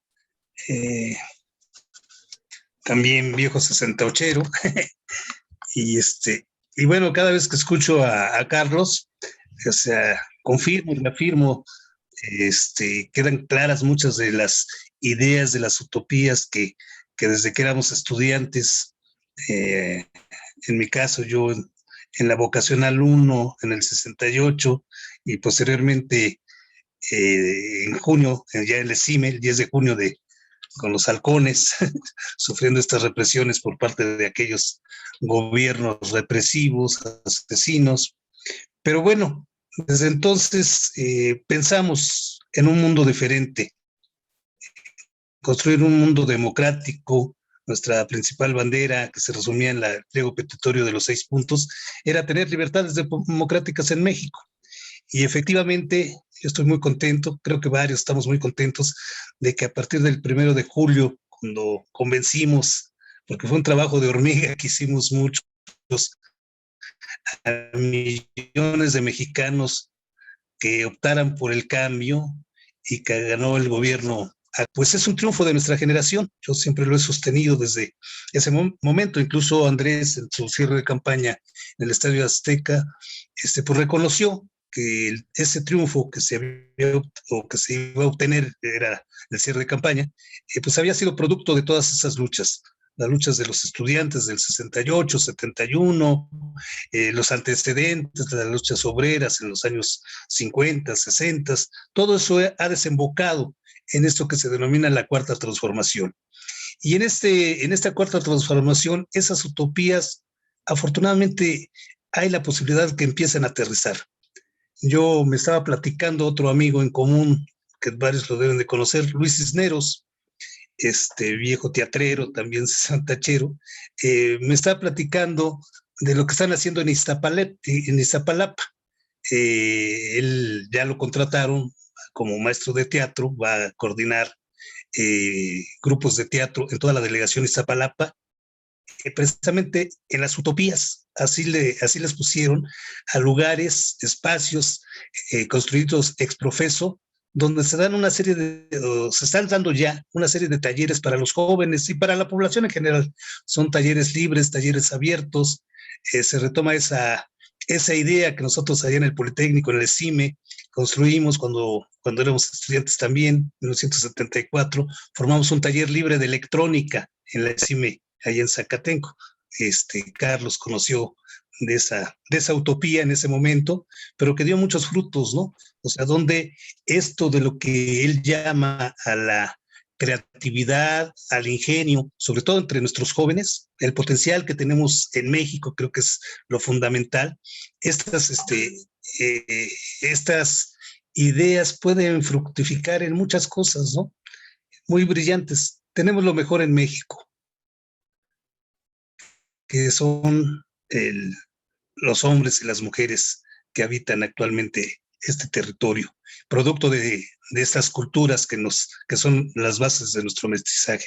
Entonces, yo soy muy optimista que esta Cuarta Transformación nos esté abriendo el camino, nos está abriendo la brecha. No es algo fácil. En 2018 apenas van, como escribió Andrés, a la mitad del camino, con muchas dificultades, con muchos obstáculos, con muchas piedras, con muchas rocas enfrente que hay que ir moviendo, donde evidentemente estas ideas reaccionarias pues de nuestra derecha, y a veces hasta de grupos que se sienten de izquierda también, se ponen en esa misma tesitura, ¿no? Como dice Andrés también, los extremos se juntan, ¿no? Entonces tenemos que luchar ideológicamente, seguir contribuyendo cada quien en nuestras trincheras con nuestro granito de arena para ir construyendo de lo que hablaba el maestro anterior, esto de lo que pensábamos en el 68. ¿Sí? Soñemos lo imposible, soñemos las utopías, construyamos las utopías. Yo creo que ese es el reto y seguir luchando, no porque ya hay un gobierno diferente y ya triunfamos, ¿no? Estamos apenas en el camino de esta transformación. Yo siempre he dicho, antes no nos daban chance ni de subirnos al ring, ahora estamos arriba del ring y los fregadazos son fuertes. Y digo estamos, aunque no estemos ni en el partido del gobierno, ni tengamos ningún cargo público, pero estamos en la lucha cotidiana. O sea, nosotros tenemos que ideológicamente convencer desde nuestra familia, nuestros vecinos, nuestros amigos, luchar en las redes sociales, en nuestras escuelas, en todos lados la lucha se da. Se sigue dando la lucha, pero sigamos como en 68 lo hacíamos, haciéndolo en esa forma espontánea y lúdica, que yo creo que es lo fundamental de ese gran movimiento que representó el movimiento estudiantil de 1968. La alegría, a pesar de la brutal represión que sufrimos el 2 de octubre, pero ese espíritu y ese entusiasmo en muchos de nosotros no se ha declinado. Seguimos adelante y seguimos, al igual que Carlos y muchos compañeros, en la misma dirección. Muchas gracias, Carlos. Bien, muchas gracias por esta participación también del compañero Rolando Brito. Pues quisiera ver si hay alguna otra participación de algún otro asistente a la mesa. Hace rato que participó la doctora Ana Flores cuando se expresa y tiene el nudo en la garganta creo que lo compartimos todos. Sí, somos en muchos de los casos quienes están recogiendo las utopías de los jóvenes del 68. Y creo que tenemos que estar muy comprometidos porque nosotros tenemos que seguir esas utopías para que alguien más las recoja en un futuro.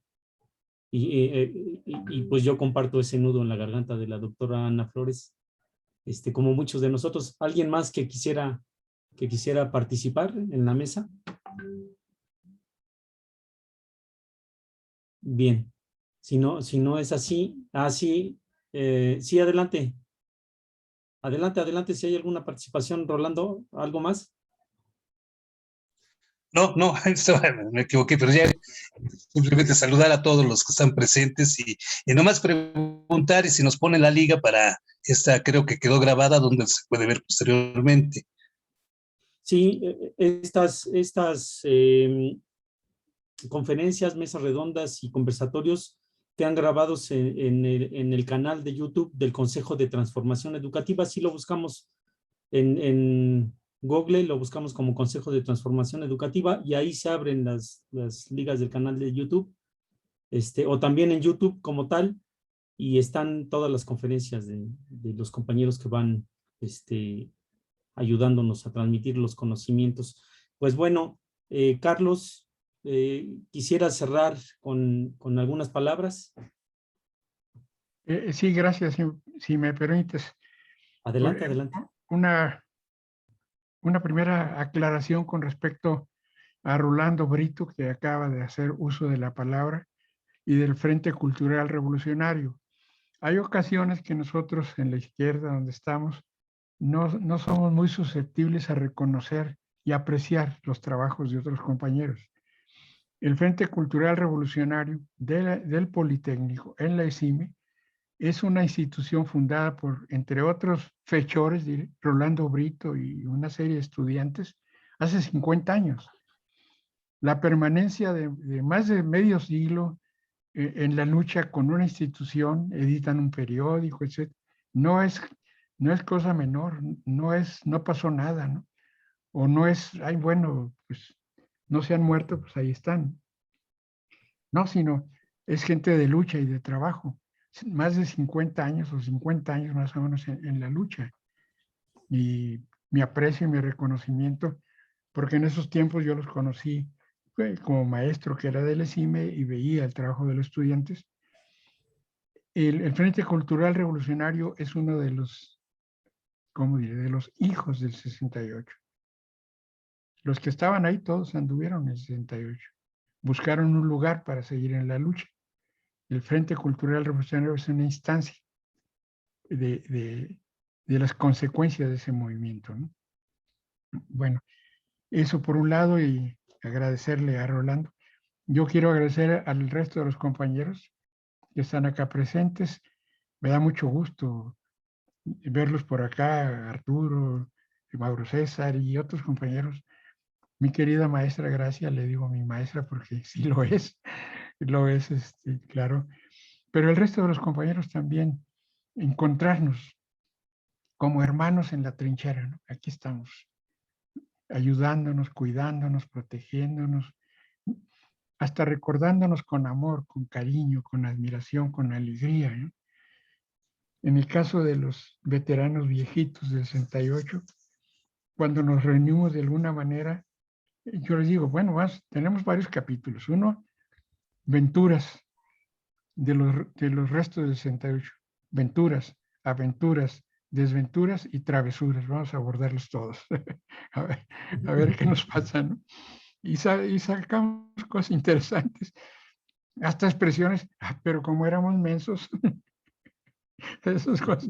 Sí, bueno, 50 años después, dije, pero ¿cómo se me ocurrió, no? Y no cabe duda, nos sobra en este caso recordar con mucho cariño y mucho respeto a nuestros hermanos, compañeros, que pensaron las cosas un poco diferentes y dijeron a las armas, camaradas, tiene la palabra el camarada Mauser, y pagaron caro su osadía, no diré error, pero sí osadía, ¿no? Entonces, recordarlos a ellos, ¿no? Que no fueron pocos, por cierto, ¿no? Y cuando nos mantenemos en la lucha es que los recordamos, ¿no? Recordamos a los compañeros que estuvieron presos. Claro, yo de broma les digo, espero que mi querido amigo Arturo Ortiz no se vaya a sentir ofendido, pero ¿de qué se quejan? Tenían todo pagado, comida, todo pagado. A nosotros afuera no nos daban nada, pero nuestros camaradas que cumplieron con la cuota de la izquierda en la cárcel, pues mis respetos y mi cariño y mi admiración. Y bueno, nos encontramos en la lucha.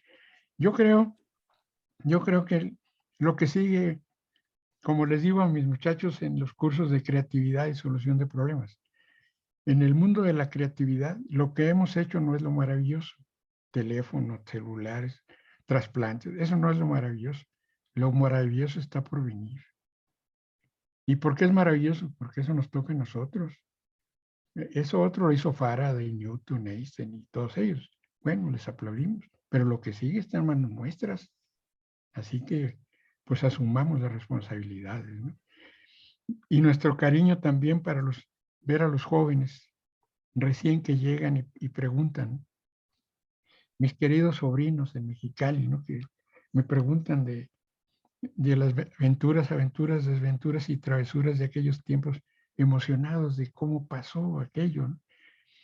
Y cómo llevar una vida de tal manera que los hijos, nietos, sobrinos, la familia, no tengan que sentir algo de vergüenza, ¿no? Si acaso que le digan, ay, abuelito, ¿cómo eras tonto? Pero ¿cómo te pones a hacer eso? Pues, o como los hijos en algún momento me dicen, papá, te voy a decir, cuando tenía 12 años, mi hijo mayor, papá, te voy a decir cuál es tu error en la vida. Dijo, ah, caray, pues vamos a sentarnos porque esto va a estar interesante. No, es rápido, es rápido. Bueno, a ver, dime, pues, ¿cuáles fueron mis errores en la vida? Pues que no hayas militado en el PRI. Ese fue tu gran error. Pero ¿cómo? A los 12 años lo que les dicen en la escuela y todo esto, los confunde, ¿no? Y dicen, ah, pues ya entenderás a su tiempo, ¿no? Bueno, pero encontrarnos y decir, mira, vamos a echar a andar un seminario, así, poco poquito, discretamente. Me gustó el seminario, voy a invitar a una sobrina, una vecina. Son seminarios abiertos, como el Ágora de Atenas, ¿no? Iban todos allí a sentarse al Ágora, a oír al filósofo en turno, se iban, regresaban. Un espacio para la rebelión, la insurrección espiritual del ser humano. Eso es lo que queremos construir. La rebelión, la insurrección, la revolución de la espiritualidad humana. Y ahí están ya puestos en los chats mis datos. Yo creo que a más tardar, en un mes, a más tardar, comenzaremos con los primeros encuentros en Zoom. ¿Sí estuvo el Zoom ahí? Ah, no. No está puesta la clave en Zoom. Sí, Rosa María, te encargo a ver si... A ver si lo puedes incluir, por favor. Y bueno, muchas gracias, Víctor. Muchas gracias, Marco, por esta oportunidad de encontrarnos con ustedes, con nuestros muy queridos compañeros, amigos, compañeros de lucha. Y esperamos seguirnos encontrando en estas tareas. Muchas gracias. Gracias a ti, Carlos. Un abrazo.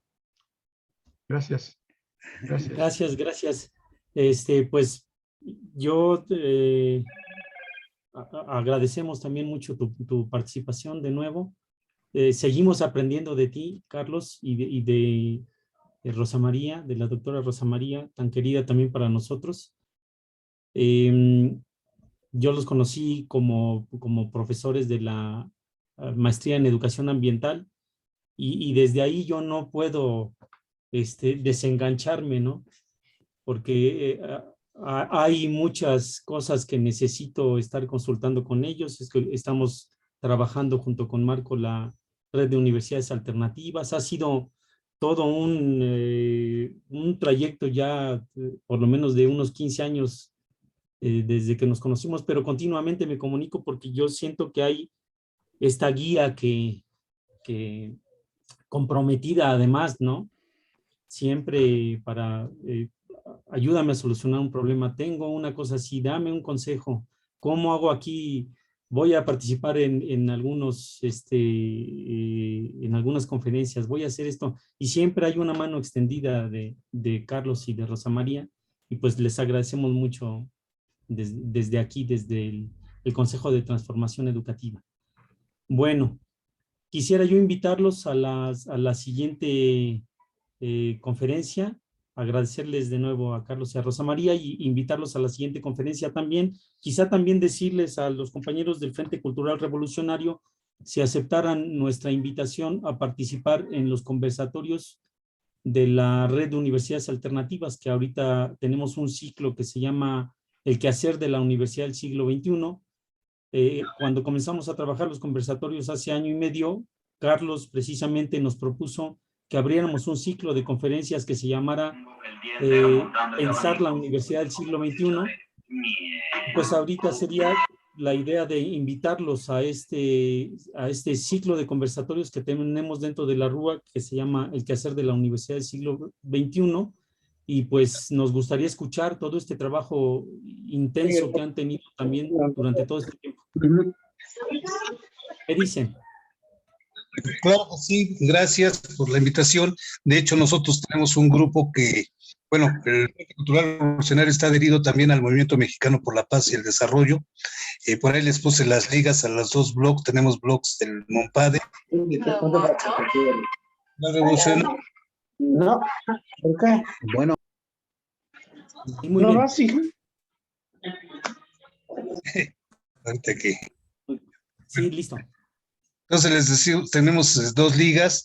Por cierto, en el Movimiento Mexicano por la Paz, si lo pueden abrir, algo que se me pasó decir, pero creo que es importante, es de que ahí pusimos todos los resolutivos de la Declaración de la Ciudad de México, que es la declaración de la recién junta del CELAC, de la CELAC, de los países latinoamericanos y del Caribe. Creo que es muy importante leer toda esta serie de resolutivos que se acordaron entre los presidentes del continente, porque me parece que ahí es toda una guía de acción, precisamente para esto que se habló hoy, de las utopías, y las utopías no tan solo para nuestro país, sino para el continente, e incluso más allá. Creo que es todo un lineamiento que habría que leer con mucho detenimiento esos puntos. Bueno, y les decía, por parte del MONPADE tenemos un grupo que se llaman Educadores por la Paz, donde esta invitación pues yo la haría extensivo a otros compañeros que trabajamos en el terreno educativo también.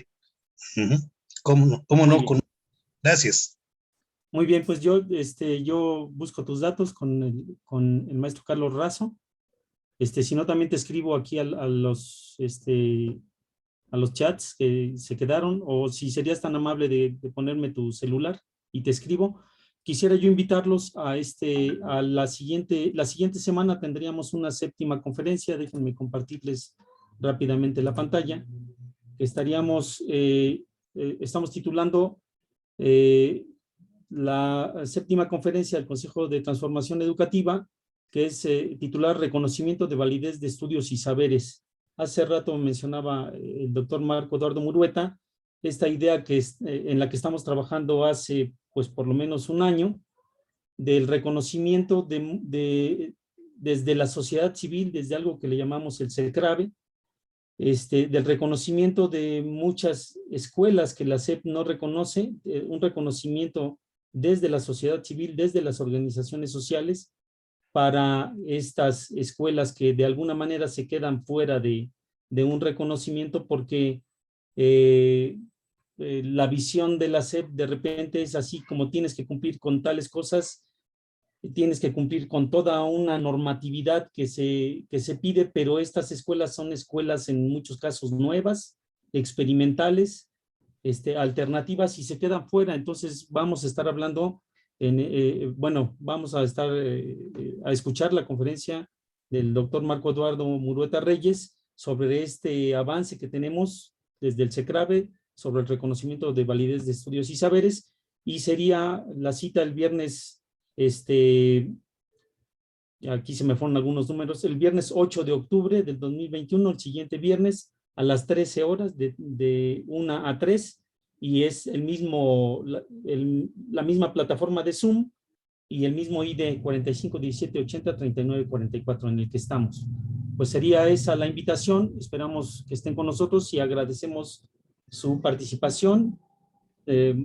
Mucho del doctor Carlos Razo, de nuestra compañera Rosa María y de todos ustedes que nos han acompañado en esta sexta conferencia. Pues muchas gracias y muy buenas tardes. Hasta luego. Hasta luego. Gracias. Buena tarde para todos y felicitaciones. Gracias. Gracias. Gracias a todos. Hasta luego.